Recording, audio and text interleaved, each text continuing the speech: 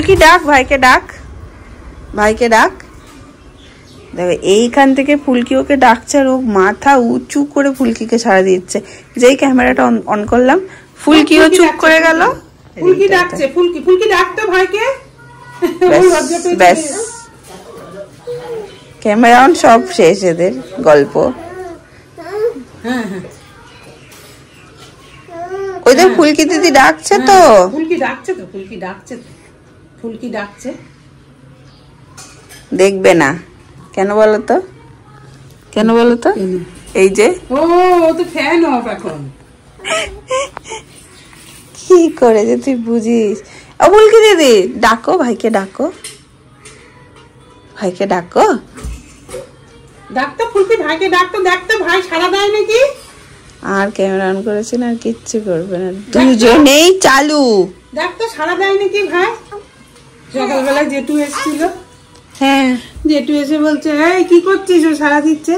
নিয়ে বলছে যে এই বর্ণিতে, আমি যে এই আরম্ভ হলো এবার মারধর। জেঠু বলছে, বলছে হ্যাঁ বর্ণিতে শাসন করার লোক পাইনি কোনোদিন, এবার পাবে, এটা কাচ্চা করে শাসন করবে। কোনদিন কার সাথে জোরে কথাই বলিনি, কোনদিন কার সাথে জোরে কথাই বলিনি। এইবার গুটাইয়ের সাথে বলবো, এইবার গুটাইয়ের সাথে বলবো, তাই না? আরো দিদাকে দেখবে না, আরো করবে। এই ছেলেই বুকে দেবে গো আমাকে। ফ্যানটা চালিয়ে দি, নাও ফ্যান চালিয়ে দিয়েছি, নাও। ওই দেখো চলছে, দেখো।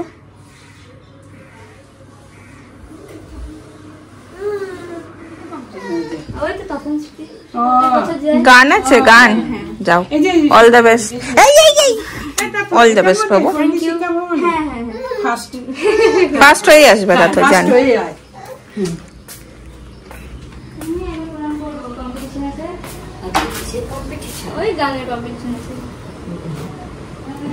গান কি সিলেক্ট করা আছে?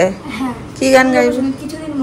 বাহ, হ্যাঁ সকাল থেকেই প্র্যাকটিস করছিল, খুব ভালো করে দাও। গুড মর্নিং সকলকে, কেমন আছে সবাই? আজকে সবাই ভালো আছো, সুস্থ আছো। আজকের ব্লগটাকে চলো এখান থেকে শুরু করছি। সকালটা ছিল ঝকঝকে রোদ, আর এই দেখো নীলের সমস্ত জামা কাপড় কাঁথা সব মিলে দেওয়া হয়েছিল, আর এক্ষুনি জোরে নেমে গেল বৃষ্টি। তুলতে তুলতে সেই সময়টাও পেলাম না, ভিজেই গেছে অলমোস্ট সব, একটু একটু শুকিয়েও গেছিলো, জলটা ধরে গেছিলো। তো মা বলছে থাক তুই আর ভিজিস না, এখন প্রচণ্ড ঠান্ডা লাগছে, সর্দি লাগছে সবার, আর ভিজে লাভ নেই। ঠিক আছে থাক। আর আজকে বানাচ্ছি হচ্ছে সকাল সকাল মায়ের আর পিসির পছন্দের ব্রেকফাস্ট, সেটা হচ্ছে স্যান্ডউইচ। দুজনেই ভালোবাসে। পিসির জন্য হবে আলু দিয়ে, পিসি তো চিকেন খায় না, আর মায়ের জন্য আর আমার জন্য চিকেন স্যান্ডউইচ। এদিকে মা কিন্তু চিকেন একদমই পছন্দ করে না, মানে এমনি কষা বা এই টাইপের কিছু, কিন্তু যদি চিকেন পকোড়া হয়, চিকেনের ভিতরে ধরো স্ন্যাক্স হলো, তাহলে কিন্তু ভালোবাসে। তো আমি চিকেনটা এখানে একটু সিদ্ধ করে নিয়েছি, এখানে সব কেটে নিয়েছি, হালকা করে একটু ফ্রাই করবো, মেও দিয়ে বানাবো আমারটা, মানে আমার আর মায়েরটা। আর পিসিরটা আলু সেদ্ধ করেছি, আলু দিয়ে পেঁয়াজ দিয়ে শসা দিয়ে পিসিরটা করে দেবো। চলো এগুলো রেডি করি। এটা হচ্ছে পিসির মেও দিয়ে, আর এটা হচ্ছে আমাদের চিকেনের মেও দিয়ে। এই হচ্ছে ব্রেড, এবার রেডি করে নেব।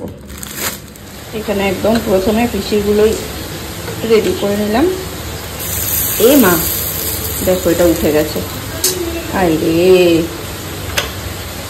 নেক্সট আবার দিয়েছি, দেখা যাক। না এটা ঠিক আছে। মা আজকে রান্না করতে করতে স্যান্ডউইচ টেস্ট করছে, কি বলছে আবার? ইয়াম্মি, পুরো ঠাসা চিকেন। ভালো হয়েছে?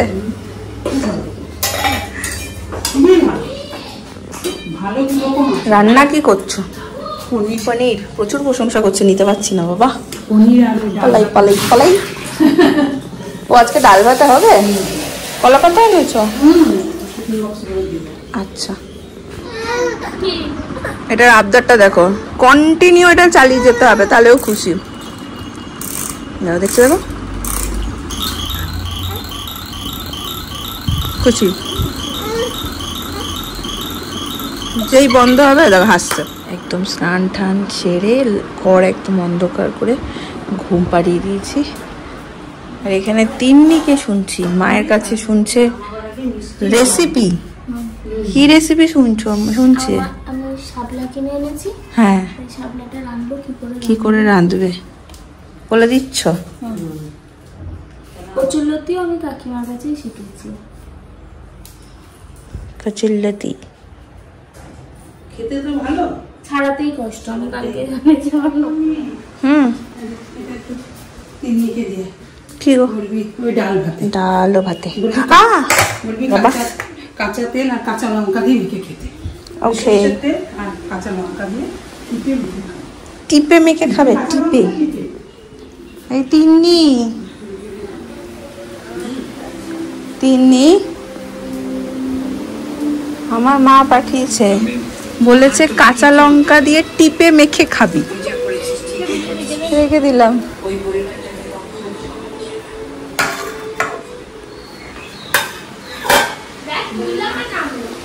আরে কি বৃষ্টি, অবিরাম বৃষ্টি, ভাল লাগছে না রে। এবার বর্ষাটা পচিয়ে দিল পুরো। ও তোদের এদিকেও এই গাছটা হয়েছে, কি সুন্দর না ফুলগুলো। হলুদটা তো না না, এই সাদাটা রেন রেন লিলি। লিলি। আমাদের এখান থেকেই তো তোদের ওখানে নিয়ে গেছে। সিঁদুরটা দেখ গিয়ে, নিজে ঝগড়া করবি পরে। আমার ঘাম হয় না। ডাল ভাতে খাওয়া লাগবে, মোচা ভাতে খাওয়া। ডাল ভাতে খেলি কেমন দারুণ। মোচা ভাতে কি বলবো, একটা নাম দিতে হয়, মোচা তরকারি, কিন্তু ডাল ভাতে তোরা বলছি তাই আমি মোচা ভাতে বলে দিলাম। একটু দিয়ে দিস মোচা তরকারি। আমাদের হস্টেলের দিদিমণি ডেকেছেন, প্রথম ছাত্রী খাবার নিয়ে নিয়েছে, সেকেন্ড ছাত্রী আসছে। পনির, এদিকে হচ্ছে আজকে তো আমাদের নিরামিষ পিসি আছে, মানে পিসি খাই। এদিকে হচ্ছে কুমড়ো ফুলের বড়া, ডাল ও ভাতে, আর হচ্ছে মোচা। তিনিরে দিয়েছি না, নিয়ে নেব। হ্যাঁ হ্যাঁ ঠিক আছে। দেখো আরেকজনের কাণ্ড, দেখো দেখো না, আজকে যে কতগুলো কবিতা লিখে ফেলবে কোনো ধারণা নেই। জাস্ট দেখো, এই হচ্ছে জানলা, আর গত আধ ঘন্টা ধরে উনি এইভাবেই শুয়ে আছেন, তুললেই কাঁদছে, চোখের পলক পর্যন্ত পড়ছে না। দেখো হয়েছে কবিতা লেখা? কি গো, কি কি কবিতা লিখলে? এই যে দাদা, দাদা, ও দাদা, এই যে আপনাকে বলছি, ভীষণই ব্যস্ত।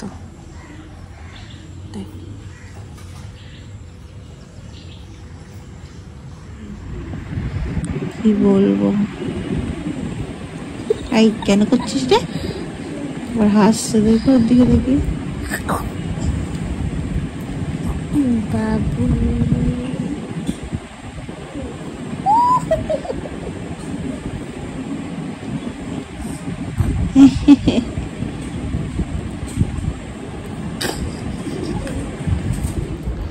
সময় বলছে 5:45, সন্ধ্যে 5:45। তো আমরা এখন একটু বেরোবো, নীলকে নিয়েই যাচ্ছি। যাব হচ্ছে একদম আমাদের বাড়ির কাছেই মা কালীশ্বরের মন্দির আছে, মানে মা কালীর মন্দির। হয় না তোমার জীবনের যাই বিপদ আপদ, ভালো সময় খারাপ সময় মাকে আমরা স্মরণ করি। কাছের একদম যে মন্দিরটা থাকে, তো ছোট থেকেই এরকম হতো, পরীক্ষা টরীক্ষা এই সময়গুলোতেও মারা গিয়ে কিন্তু এখানেই পুজো দিত। তো আমার প্রেগনেন্সিতে যেহেতু অনেক কিছু ক্রিটিক্যাল সময় আমি কাটিয়েছি, তো আমি খুব ডাকতাম মা কালী সাহেবকে যে মা সমস্ত বাধাটা তুমি পার করে দাও। তো তখনই ভেবেছিলাম যে এখানে এলে একবার আমি কালী সাহেবের মন্দিরে যাবই, নীলকে নিয়ে যাব। কিন্তু সমস্যা হচ্ছে যে সকালবেলায় পুজো হয়, সন্ধ্যাবেলায় এখানে কোনো পুজো হয় না। সকাল টাইমটা নীলকে নিয়ে যাওয়া পসিবল হয়ে ওঠে না।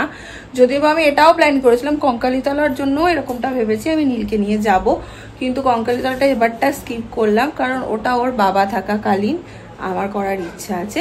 কিন্তু ওর বাবা তো একদিনের জন্য আসছে, হবে না এবারটা, সম্ভব নয়, মানে একদিনেরও না বাবা, হাফ বেলার জন্য আসছে বলো মা।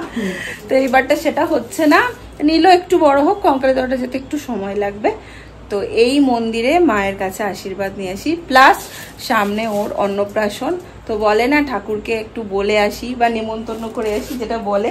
কিন্তু এখন আমার এইবার তো কার্ড ফাট কিছু নেই, আমাদের কার্ড পুজো দেওয়ারও ব্যাপার নেই। তো যাই একটু মায়ের আশীর্বাদ নিয়ে আসি। আমি, মা, নীল আর তিন্নি, 4 জন যাবো। হ্যাঁ, সবাই মিলে যেতাম। গুনগুনের শরীরটা না একটু খারাপ করেছে, একটু জ্বর এসছে, যাবে না। আর আমাদেরও 6টা বেজে গেছে, সন্ধ্যা হয়ে গেছে। পিসি বললো আমিও যাবো না। আর তো আমরা এই কজনই এখন যাচ্ছি। টাটা। নাইটিটা উল্টো পড়েছো কেন? আর কেউ কিছু দেবে না তোমাকে? পুজোর সবার দেওয়া হয়ে গেছে। ও মা, পিসি উল্টো নাইটি পড়েছে, তুমি পিসিকে কিছু গিফট দেবে নাকি? দেবে? এই যে আরেকজন চললো, সুপারম্যান। সুপারম্যান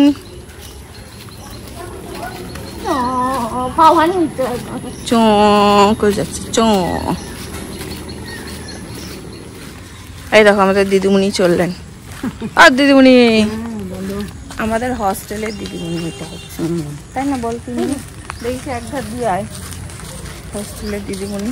তোমরা দেখলাম অনেকেই কমেন্ট করছো যে মাকেও 1 তারিখ নিয়ে তোমাদের সাথে চলে যাও।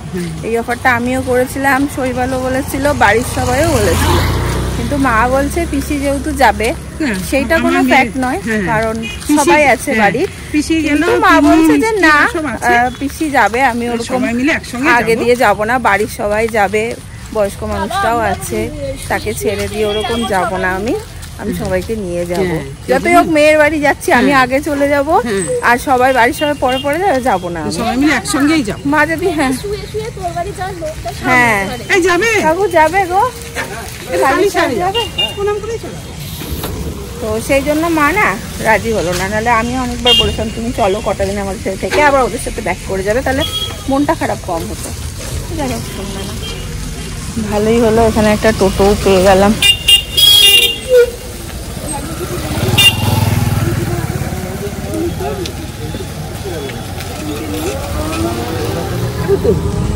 এই যে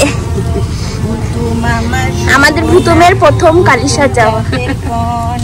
তাই বলছি যে আমাদের পরীক্ষা ভালো খারাপ যাই থাকে, আমরা আগে আমাদের বিয়ে সবকিছুতেই আশীর্বাদ দিই, জন্মদিন সব। হ্যাঁ, জন্মদিন। আর আমার ছেলে গদা ধরে নিয়েছে, ওর যেটা কি যেখানে যায় আগের এই রাস্তাটা হচ্ছে ভীষণ প্রিয় একটা রাস্তা। এর আগে একদম পুরোনো যারা আমার ব্লগ দেখো তারা জানবে, মায়ের অফিস যাওয়ারও রাস্তা এটা। এত সুন্দর রাস্তাটা। আগে একাও অনেকবার হাঁটতে আসতাম, সবাই মিলে আসলে তো ঠিক আছে, বাট একাও বহুবার এসছি। আজকে বহুদিন পরে আবার এই রাস্তাটাতে এলাম, না বলো মা? অনেক দিন পরে।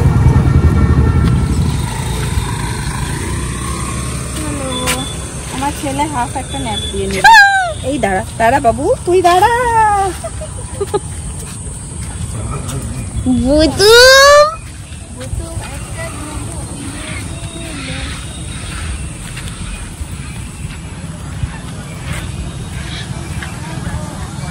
এই দিক দিয়ে এসো না, ওদিকে গেলে কেন?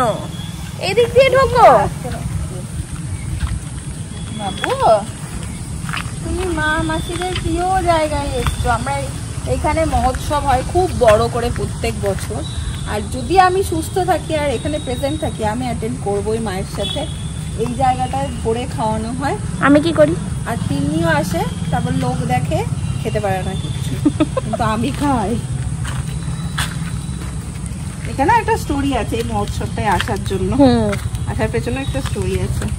আমার দেশলাই তো কিছু দিল না, তারাও দেখে এখানে আছে কিনা।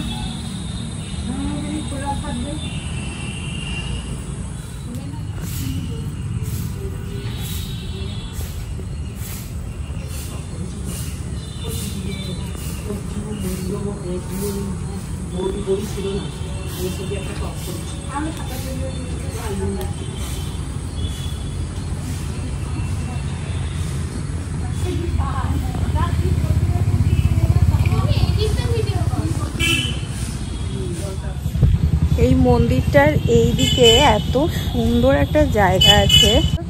যারা আমার বোলপুরে থাকো বা সুরুলে থাকো তারা তো জানবেই, বাট যারা বাইরের আছো তাদের জন্যই দেখানো। দেখো, কি সুন্দর জায়গা, ওইখানে মেঘটা দেখ, কি ভালো লাগছে, আরো ভালো লাগছে। ও বাবু, তুমি কি দেখছো? তুমি তো প্রকৃতি ভালোবাসো, এদিকটা দেখো কি সুন্দর না? তুমি তো কিছুই বুঝতে পারছো না, বড় হয়ে ব্লগে দেখো, দেখবে। ভীষণ সুন্দর হাওয়া দিচ্ছে। হ্যাঁ, বড় হয়ে দেখ, একটা ছোট্ট বাবু তো, নাট্যপুট্ট বাবু তো, বাবু ঘাট টেম করেছে, কি হয়েছে? ঘুমের টাইম, ওটা ঘুম পেয়ে গেছে, ওর আর ভালো লাগছে না।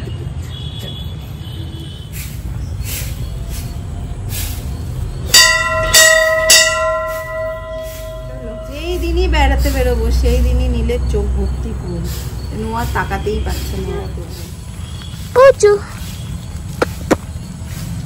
সন্ধ্যে মানে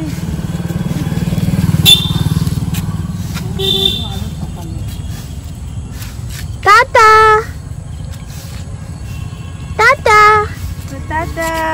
বলে আমি একটু বড় হয়ে নি, তারপরে এখানে এসে দৌড়াবো, মা পুজো দেবে, মা আমার নিরা, তাই না বাবু? এখন তো ঘুমের টাইম, ঘুমিয়ে কিছু খেলি না কেন রে? কি খাওয়াবে? যা খাবি আমার সামর্থ্যের মধ্যে, এইটুকুর মধ্যে যা আছে। বাইরে খাবো না, কালকে আমরা বল ফুচকা খেয়েছি, এখন একটা দিন মাঝে গ্যাপ দিই, খাবার খাচ্ছি। কত ভালো হয়ে গেছি আমরা। হ্যাঁ, অনেক ভালো, তুই তো ভালোই, বরাবরই তোরা ভালো। মাদের কোনোদিন প্রশংসা করতে শুনিনি, আমাদের সামনে তো আমাদের করে, সেই সামনে কোনোদিন প্রশংসা করতে হয় না, আর আড়ালে করতে, অপরকে বলতে হয় আমার মেয়ে ভালোই, সামনে করতে। সেই জন্য সামনে করলে না আমরা এখন আটকে উঠি। যাই হোক, বাড়ির কাছে চলে এসেছি, নীলটাই দেখো ঘুমিয়ে আছে, বাড়ি গিয়ে ফ্রেশ করে ঘুমিয়ে আছে, একটু ঘুমাবে এখন। বাড়ি এসে ফ্রেশ হয়েই এক কাপ গরম গরম চা হচ্ছে, একদম কড়া করে হবে, কিন্তু খুবই একটা দুর্লভ চিত্র আমাদের কাছে এই মুহূর্তে ঘটতে চলেছে। কি বলতো? দুধ চা। দুর্লভ চিত্র নয়, মা বলছে একটুখানি দুধ আছে, দুধ চা করে নে।